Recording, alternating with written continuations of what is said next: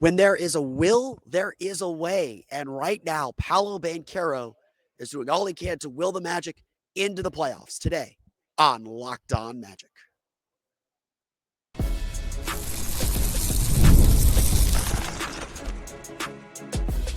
You are Locked On Magic, your daily Orlando Magic podcast, part of the Locked On Podcast Network, your team every day.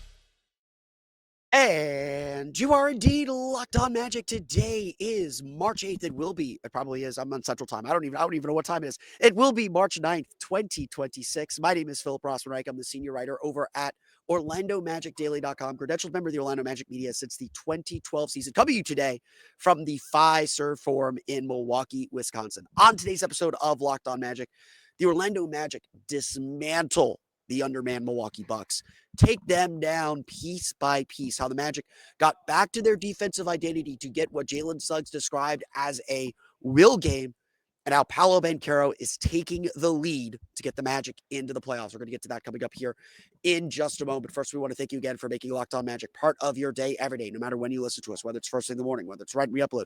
We truly appreciate you making Locked On Magic part of your day every day. You can make Locked On Magic even a bigger part of your day by being one of our Orlando Magic dailies, our everydayers who listen 5 days a week, who listen when we do weekend episodes, who make us part of your regular podcast rotation, to make us your first listen of the day, who are part of our everydayer club. We want to thank you again for helping make Locked On Magic such a great and growing community. And we want to thank you for helping make the Locked On Podcast Network the #1 sports podcast network. It's your team every day. There's been, sorry, we're not ready. We're not quite ready for that. Today's episode of Locked On Magic is brought to you by FanDuel. FanDuel is giving you a way to turn that energy into even bigger potential wins with a college basketball parlay profit boost. Head to FanDuel.com to get started. That's FanDuel.com. FanDuel, play your game. There has obviously been a lot of talk and a lot of chatter about Paolo Banchero. Like it's been everybody's obsession. It's the national media trying to poke holes in the balloon and trying to they just don't like him. He just doesn't fit what a lot of the internet nerds love. And I'm an internet nerd. That's fine. The bottom line is that when you are a star player, you have a lot of responsibility. You have a lot on your shoulders. And so if it does seem like we are obsessed with Paolo Banchero, it's because this team goes as far as he takes them. This team is only as good as he is. And when he struggles, this team is going to struggle. Now, there's different degrees of struggling, and there's all that. But essentially, and again, we could argue who the best player is. Desmond Bane is certainly taking a claim to that. We'll talk third quarter of the season, probably on tomorrow's episode when I get back to Orlando. Franz Wagner is certainly a very, very good player. Like, this team has a lot of good players. They don't need a guy to take over and be a 30-point-a-night guy. They don't need that. They have enough weapons. They just need him to play well. And, it certainly is debatable. And I think everyone will recognize that to this point in the season, Paolo hasn't been what the Magic need. And so a lot of this season has been dealing with that because the whole team revolves around Paolo. Like, I've said this a million times to a million different people. When they complain about one thing or the other on this team, or one thing about this team or the other, I say, well, like, it all goes back to the bigger issue of the Magic aren't always getting what they need from their star. And it's not that Paolo was putting up terrible numbers. He just had these inconsistent moments and inconsistent games. Like, my point has always been about leadership and about intangibles and setting the tone for your team. And, your team's going to follow your energy and having the right energy and focus and intensity and all these things that we can't quantify. And then all the quantifiables weren't great either. And so we have to make sure that the apology is as loud as the accusation. We have to make sure that when Paolo does do what we need him to do, or what we expect him to do, that we are putting that out. Because despite what a lot of people might say, I am not anti-Paolo. I love Paolo. He's a great dude, great kid, 23 years old. He's going to get better. He's got to figure some of this stuff out. it's about putting all the pieces together, and it takes time. It doesn't happen instantaneously. And so then you get games like Sundays, and granted, just like last week against the Washington Wizards when he had 37 points and dominated a smaller team that wasn't double covering him, you still got to do the job. I say that to everyone. It doesn't matter who the opponent is, you still got to do the job. And we're going to talk about that job here. But against the Milwaukee Bucks team that sat Giannis Antetokounmpo, that sat Kyle Kuzma, that essentially with this loss is out of the playoff picture. They're not getting to 8. They're not getting to 7. They're not catching Orlando. I think the magic number is down to 11 to clinch a play-in spot now. Like we are getting very, very close to like having game 83. Not the goal anymore, but we're gonna get game 83 here. Pretty safe on saying that. But you still got to do the job. And on the second night of a back-to-back, with every reason to have an excuse, to lose that focus, that attention, Paolo Banchero set the tone for this team.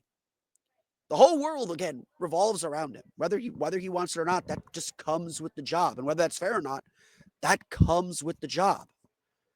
And so when Paolo takes the lead and asserts himself and dominates games, this is what you get.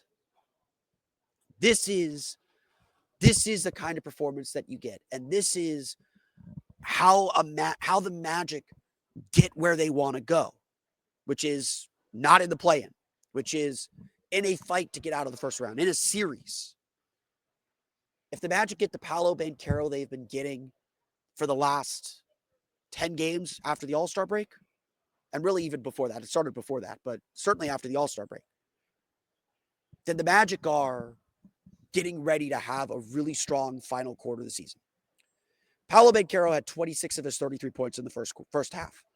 He was shot 12 of 16, 3 for 6 from the three-point line. The 6 for 9 free throw shooting is the only thing he could complain about, but he got to the line 9 times. Again, a sign of his aggression. He had 5 rebounds, not the 15 he had the other night, but certainly still a good number. Added 3 assists, plus 27 for you plus-minus nerds. I'm a plus-minus nerd too. I like plus-minus. I like plus-minus with context. Don't get me wrong. But this was the latest in a long string of dominant showings from Paolo Banchero. Like last year, since the All-Star break, Paolo has really started to turn his game up. It's almost like he's a completely different player. Like he found that refresh that he was looking for. In 9 games, so not including tonight, because Basketball Reference hasn't updated that yet, he's averaging 25.4 points per game, 9.7 rebounds per game, 6 assists per game, with a 58.1% true shooting percentage. He was at 55.9% before the All-Star break. 21-3, 8-4, 4-8 before the All-Star break. 48.5% field goal shooting. So not great from 3. We're going to ignore that for now. Taking most of his shots around the basket. He's only got 35 3-point attempts in 9 games, so that's less than 4. 31% usage rate, so that's bumped up too significantly. And 84.4% from the foul line.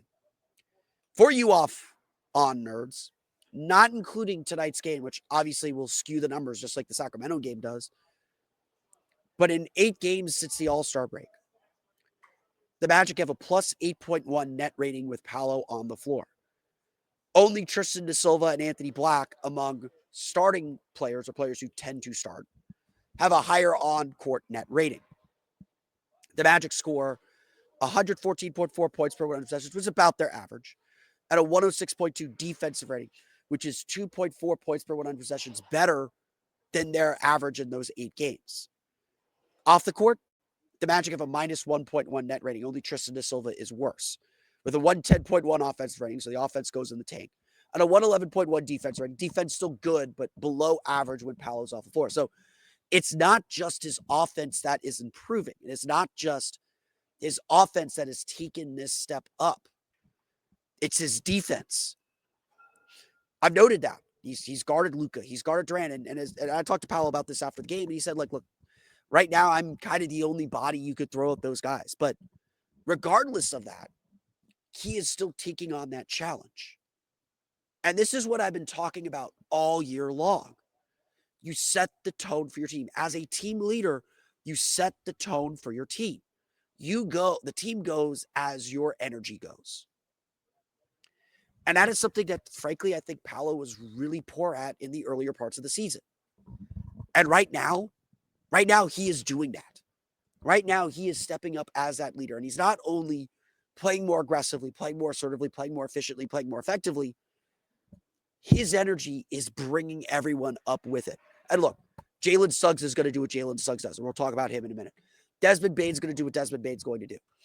But when your star player, when a guy who, whether he wants it or not, is a team leader, is doing all of these things, that's how you get results like this. That's how you win games like you won the last two games. And again, we could say, look, the Minnesota win was a legitimate win. Like they beat the Wolves by 27 points on their home floor. Maybe you could say the matinee was screwy. The Magic had to play in a matinee too, in a different time zone. You could see some of that is questionable and conditional or whatever, but they still did the job. And this is a team that hasn't been doing the job for most of the season. Well, here we are, final quarter of the season, 19 games remaining after tonight. Not only are the Magic doing the job and beating up on some of these teams that they have to beat up on, yeah, I know Dallas on Thursday and all that, but their best player is playing his best basketball. And when that happens, you get really good. So again, there's a lot of discussion about Paolo Banchero.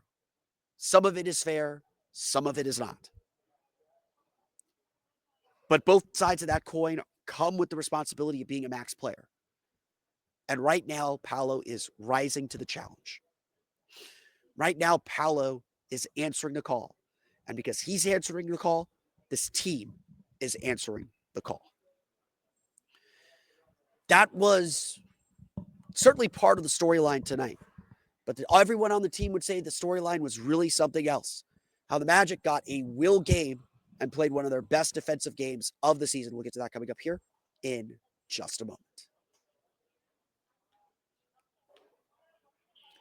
But first, today's episode of Locked On Magic is brought to you by our friends over at Quo. Spring is a natural reset point, and if there's one thing that can quietly cost businesses money, it's messy communication. Missed calls, scattered texts, no clear thread of who said what. That's why today's episode is brought to you by Quo, spelled Quo, the smarter way to run your business communications. Quo is the #1 rated business phone system on G2 with more than 3,000 reviews trusted by more than 90,000 businesses. It's your entire team. It lets your entire team share one business number so you never miss a call, text, or opportunity. The part I love, everything lives in one clean thread. Calls, texts, voicemails. The whole team sees the conversation so nothing falls through the cracks. It just makes your business feel more organized and responsive. Make this the season of no opportunity and no customer slips away. Try Quo for free. Get 20% off your first 6 months at quo.com/lockedonnba. That's Quo, QUO.com/lockedonnba. Quo, no missed calls, no missed customers. Today's episode of Locked On Magic is also brought to you by friends over at PrizePicks. Shoot your shot on PrizePicks and get $50 instantly in lineups when you play your first $5. That's right. PrizePicks is now giving you $50 in lineups when you sign up and play your first $5 lineup. And it makes every dunk, every assist, and every big play that much more exciting. PrizePicks is the #1 daily fantasy sports picks app, and it's super simple to play. All you got to do is pick more or less on 2 to 6 player stat projections. And if your picks are right, you can cash in. You can even set it up so that you can do a 6-person pick and get your money back or get part of your money back with only 4 correct answers. You don't have to get them all right to win. That's what's so great about PrizePicks. And with early payouts, if your player gets off to a hot start, you may have the option to cash out winnings before the game even finishes. They're always evolving the options. They got demons. They got all these special deals to help make sure that you are a winner. It's a great way to test your sports knowledge and stay locked into the action. Download the PrizePicks app today and use code LOCKEDONNBA to get $50 in lineups after you play your first $5 lineup. That's code LOCKEDONNBA to get $50 in lineups after you play your first $5 lineup. PrizePicks, it's good to be right.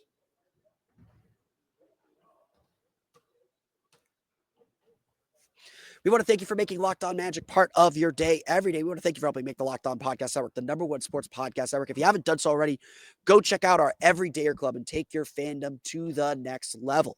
With the Everydayer Club, you get access to the ad-free audio feed of this podcast, plus access to our Locked On Discord server, plus access to our NCAA tournament pool. We're doing a whole Locked On NCAA tournament pool. Test your knowledge against me and the other Locked On hosts and see who comes out on top. That's only available for everydayers. Check it out today at lockedonmagic.supercast.com. That's lockedonmagic.supercast.com.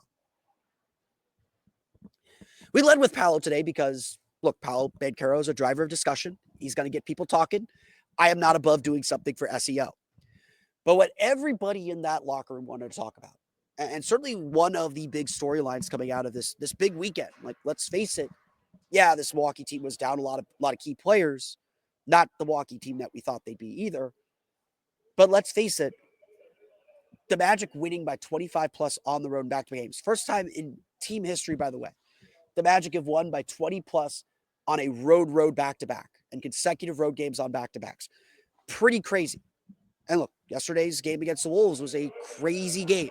It was an odd game and a legitimate victory. So let's not pretend that this isn't real. And again, you take care of your business. They didn't do that Thursday against Dallas. They needed, to rescue themselves against Dallas. You got to take care of your business. And so really the story of this game was the defense, because you give up only 91 points.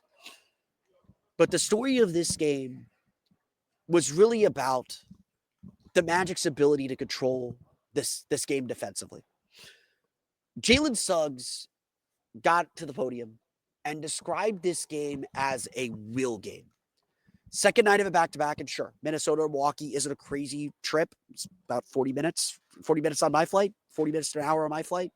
They got in the afternoon. They had an afternoon game. Like, this isn't your typical back-to-back. But still, back-to-backs are hard. Plane trips are hard. You feel it. I'm feeling it. And even though Milwaukee was on a back-to-back too, having played here last night against Utah, you still got to find the energy. You still got to find the ability to impose yourself. And Jalen Suggs said that they talked about this all day long yesterday, that they wanted to come out and set a real hard tone about the way they were going to play and who they were going to be and what this game was going to be about. And so obviously you give up 91 points. Like, that's crazy. Milwaukee scored 40 of them in the second quarter and still lost that quarter. Orlando gave up 15 points in the first quarter. They gave up 36 points in the second half. This was, like I mentioned earlier, a complete dismantling. They just destroyed this game. Orlando gave up just 93.8 points per 100 possessions. I would venture to guess that is the best defensive rating of the season. Orlando did not let up at any moment. And yeah, they gave up 40 points in the second quarter, and Milwaukee got a little hot from three. Bobby Portis found a rhythm. Cam Thomas found a rhythm. But then at the beginning of the third quarter, almost immediately, the Magic were back to this hard-nosed hitting defense. They were in people's faces. They were poking the ball away. They weren't fouling as much. They still fouled a little bit. This was Orlando Magic basketball. And I saw a lot of Magic fans kind of make that comment and make that joke. But yeah, this is closer to what we envisioned this Magic team being. This was closer to who the Orlando Magic must be and what their formula for success is. Almost everyone in that locker room knows what Orlando Magic basketball is supposed to be. They know what that feeling is. And that they haven't had that feeling a lot this year. But increasingly, more and more, the Magic are getting that feeling. Like I mentioned, after the All-Star break, their defensive rating is 108.6. I believe they're sixth in the league in defensive rating.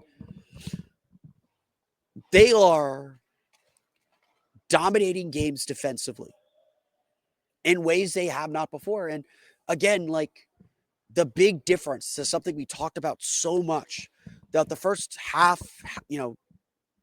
3/8 of this, or not 3/8, that's less than a half, 5/8 of the season, the Magic would let their offense and missed shots affect how they defended. Orlando wasn't perfect tonight. Like, they ended up shooting 56%. They ended up shooting 14 for 33 from three. They ended up shooting 35 free throw attempts. Like, they did a lot. They did a lot of good things ultimately, but they were struggling. They only scored 25 points in the first quarter. Like, it was a struggle to get shots. It was a struggle to get themselves going. And then it just all clicked offensively. But in previous games, the Magic are down 30-25 or 27-25 after the first quarter. They're not giving up 15 points when they're not making shots. The defense has become far more consistent. It has become something they can reach back to rely on, and access in a way that they haven't for most of the season. And clearly when that happens, the Magic just become a different team. The Magic become, I won't say title contending team because the offense still has its issues, but a very dangerous and difficult team to deal with. Certainly not a team that the Milwaukee Bucks without Giannis can handle. Certainly not a team that a bad team can handle. Certainly a team that can compete against top teams in the East and top teams around the league. The Magic have gotten closer to who they are defensively. And that's what's changed. That's why the Magic have won, what is it now? 10 of their last 13, 10 of their last 14. That's why the Magic have climbed to 6th in the East. Tied with Miami still technically. Don't freak out about what's going to happen this week. Miami's got some easier games. Orlando's got some more difficult games. We see Miami next Saturday in Miami. We'll find out a lot then. There is still a lot of work to do.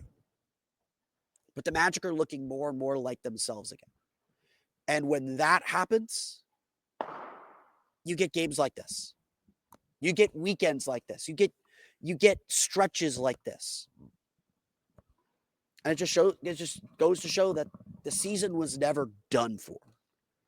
They just had to find themselves again. And now that they have, we'll see how long they can carry it forward, because look, Wednesday's going to be tough against Cleveland. Cleveland plays Philadelphia on Monday, so they're not on a back-to-back or anything like that. We'll see how they look against. They play Washington on Thursday. That will be tougher with Trey healthy and with Alex Sarr back, I believe. We'll see what they look like Saturday in Miami. Next Monday against Atlanta. There are bigger challenges ahead. Excuse me. But the team is starting to find itself again. And tonight, regardless of what you think of the opponent they played, tonight they willed themselves to dominate. Not just to win, but to dominate. And that's what they did this weekend. A really big weekend for the Orlando Magic. Let's run through the rest of the box score. We'll talk about all the key players coming up here in just a moment. But first, today's episode of Locked On Magic is brought to you by our friends over at FanDuel. College basketball is nonstop. Big games, tight spreads, momentum swings every single night, from early tip-offs to late-night West Coast shootouts. There's always action on the board. And now FanDuel is giving you a way to turn that energy into even bigger potential wins with a college basketball parlay profit boost. You can build any college hoops parlay you want. Rivalry games, ranked matchups, whatever you need. With conference tournaments coming up, there are loads of college basketball games to get in on. Make your predictions on who's going to win tournaments. Make your predictions on who's going to win the NCAA tournament. Make your predictions on who's going to win each individual game. Whether you're looking ahead to Florida's game on Friday or UCF's game on Wednesday, there is a chance for you to win just as much as they can. Go safe, go bold, ride with the team you've been following all season. It's your parlay, your style, now with more upside behind it. Head to FanDuel.com to get started. That's FanDuel.com. FanDuel, play your game. Today's episode of Locked On Magic is also brought to you by our friends over at Indeed. Workplace chaos, deadlines stacking up, inbox overflowing, and the one position you have to fill still sitting open. When the pressure's on and you need the right hire, this is a job for Sponsor Jobs. Indeed Sponsor Jobs helps you reach the people who actually fit what you're looking for: skills, experience, location, so you're not just hoping the right candidate stumbles across your post. And here's a stat that says it all. In the minute that I'll be doing this ad read, Companies like yours made 27 hires on Indeed, according to Indeed data worldwide. So if you're hiring, spend less time searching and more time interviewing candidates who check all your boxes with Indeed sponsored jobs. Less stress, less time, more results. When you need the right person to cut through the chaos, this is a job for Indeed sponsored jobs. And listeners of the show will get $75 sponsored job credit to help get your job the premium status it deserves at Indeed.com/podcast. Just go to Indeed.com/podcast right now and support our show by saying you heard about Indeed on this podcast. Indeed.com/podcast. Terms and conditions apply. Need to hire. This is a job for Indeed sponsored jobs.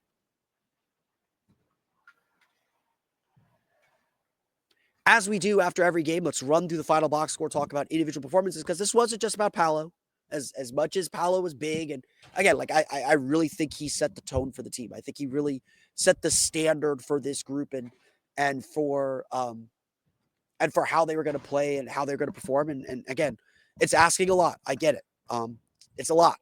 That comes with the territory and with being a star. And I think he can be a star. And I think he's earned that responsibility. And again, he was awesome. 33 points, 12 for 16 shooting. Only played 29 minutes. Didn't play in the fourth quarter, I don't think.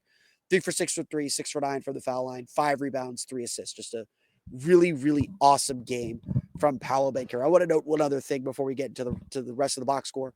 The Magic had a 135.4 offensive rating. Again, they've set their franchise record for most times scoring 120 points this year. That's partially a nature of the NBA this year. But again, it's also a statement that this team's offense, while still having its clunky moments, can be really good.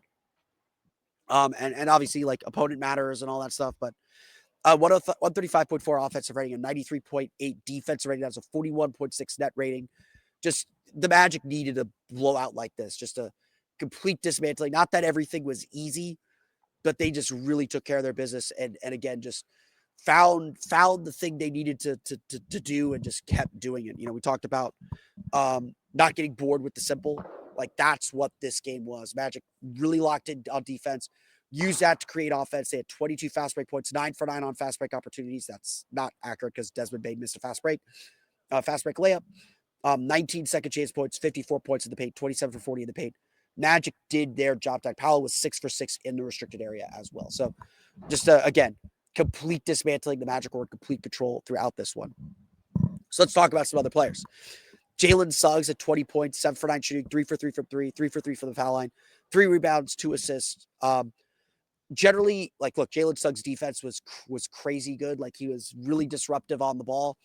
Again, Orlando switching 1 through 5. That's kind of been their MO during this run, and we'll see if that works and lasts in the playoffs. But Suggs was really active defensively, got a couple steals, got plenty of deflections, really brought some good energy on that end. So there's a lot to like, as always, about Jalen Suggs.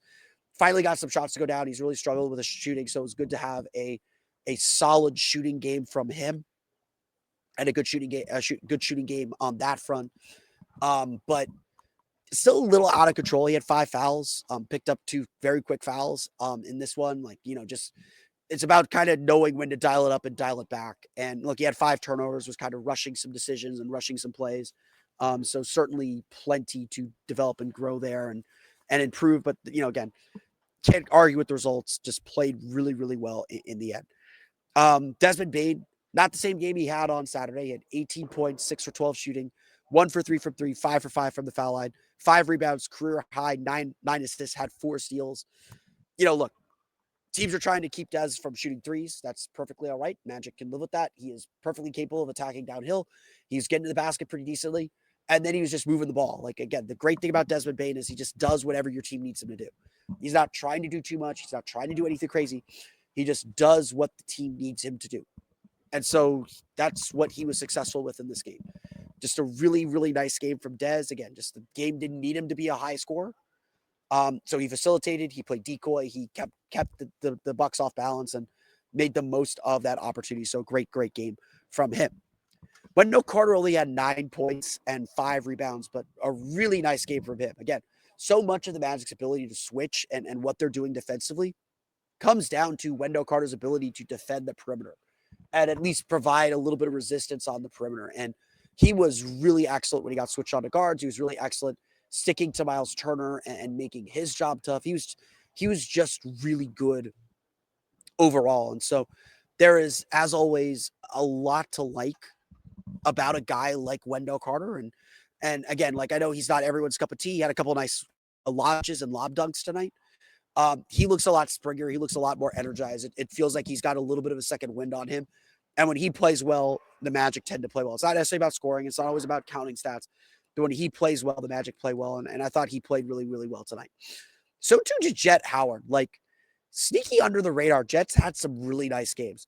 Today, the scoring worked. 14 points, 5 for 8 shooting, 2 for 4 from 3. What I love about Jed is his willingness to attack off the dribble a little bit more. He's getting downhill a little bit more. So teams know he's a shooter. He's looking to shoot.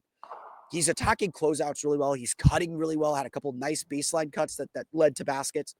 He's doing a lot of really good things overall for the Magic. And look, teams are attacking him on defense. They are finding some success, especially when they switch him onto a matchup they really, really want.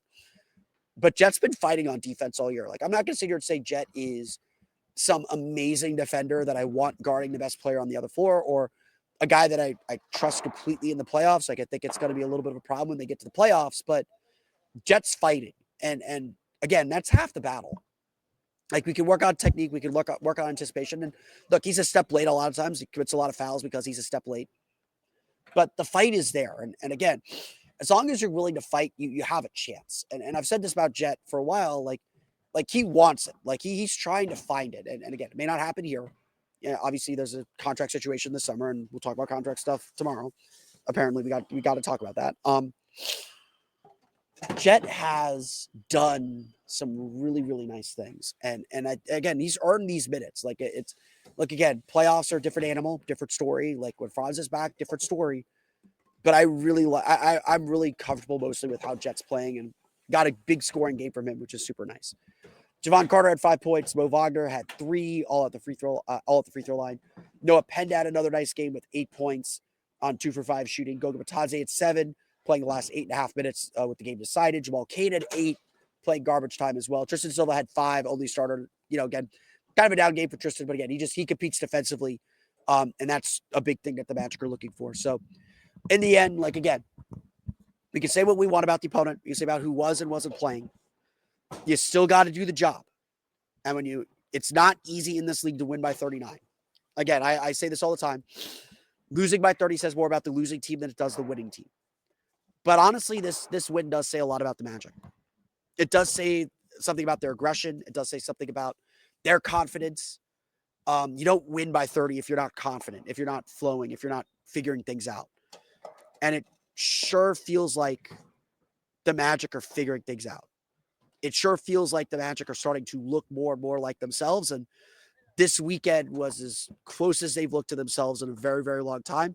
Now the Magic have to carry it forward. They get a couple days off.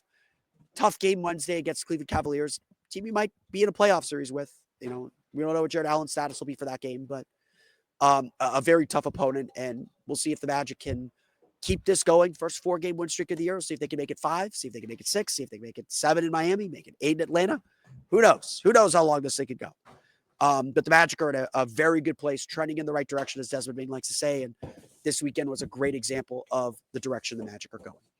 The Orlando Magic defeat the Milwaukee Bucks 130-91. They're back in action again Wednesday at the Kia Center against the Cleveland Cavaliers. But that's going to do it for me today. I want to thank you all again for listening to today's episode of Locked On Magic. Of course, find me on Twitter at PhilipRR_OMD and on Blue Sky at PhilipRR. You can subscribe to the podcast on Apple Podcasts, Stitcher, TuneIn, Himalaya, Google Play, Spotify, Odyssey, and all of the places you download podcasts to your podcast-enabled device. You can check us out on YouTube as well. Just search for Locked On Magic. For the latest on the Orlando Magic, be sure to check out OrlandoMagicDaily.com. You can find us on Twitter at OMagicDaily. I do explain the Jonathan Isaac contract situation. We'll talk about that tomorrow on tomorrow's episode of Locked On Magic, and it is worth talking about. It's a big deal. We'll get to that on tomorrow's episode of Locked On Magic.